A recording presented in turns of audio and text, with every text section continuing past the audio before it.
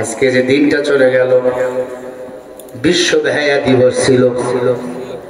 কত যুবক আজকে ফেল করে ফেলেছে, কত যুবক আজকে পাশও করে ফেলেছে। ফেল করেছে কারা বলেন? সিঙ্গেল ফেল করছে। আজকে পাশ করেছে তারা 14ই ফেব্রুয়ারি পালন করেনি যারা আল্লাহর ঘরে গিয়ে সেজদা দিয়েছে। যারা ফেল করেছে তারা যারা পার্কে পার্কে মেয়ে নিয়ে ঘুরছে, এরা নিজেদের কপাল গুলো মন্দ করে ফেলেছে। তবে আজকে এক বেটায় পাশ করছে, কুড়িগ্রাম বাড়ি, রংপুর কুড়িগ্রাম, আমাদের উত্তরবঙ্গে। এক ছেলে তার মেয়েকে নিয়ে নদীর কিনারায় গিয়ে ফুল দিতেছে, ফুল। বাবাই টের পাইছে, লাঠি নিয়া ছেলে গভীরা মেরো ভিড়া। মেয়ে কয় মারো কে বাপ, তুই এটা তুই করিস কে? তুই জানিস না আমরা গরিব মানুষ। 14ই ফেব্রুয়ারি মুসলমানের জন্য না, এটা ইহুদি খ্রিস্টানদের জন্য।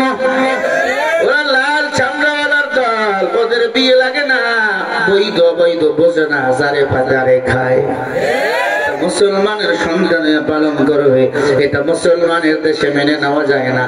বাবা একবার ছেলের বিদায়, একবার মেয়েটারে বিদায়, ছেলেটারে বিদায়, মেয়েটারে বিদায়। মাইয়াটা ছেলেটাকে বড় ভালোবাসে, বারবার ছেলের সামনে গিয়ে খাড়া। আগে বাপ মাইয়ার স্পিডে শোয়ে ফেলছে জমিনে, এরপর ছেলেকে বিদায় শুরু করে দিছে। এলাকার মানুষ সেলুট দিয়েছে, আমিও সালাম দেই বাবা, তোমার মতো বাবা যদি প্রতিটি ঘরে ঘরে থাকে গো, এই দেশে আর 14ই ফেব্রুয়ারি নামে বেহায়া দিবস আর কখনো পালন হবে না।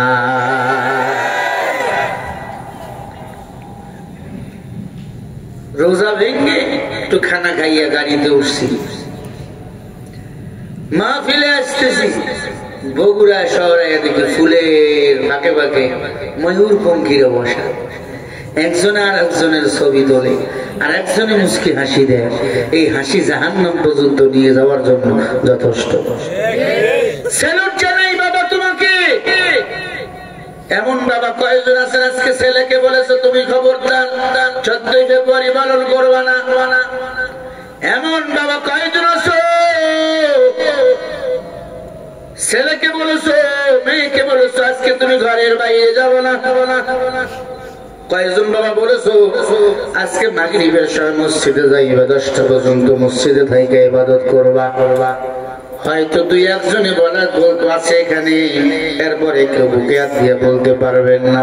কারণ হলো আপনি নিজে আল্লাহর গোলাম না, সন্তানকে আল্লাহ গোলাম বানাইতে পারেন না।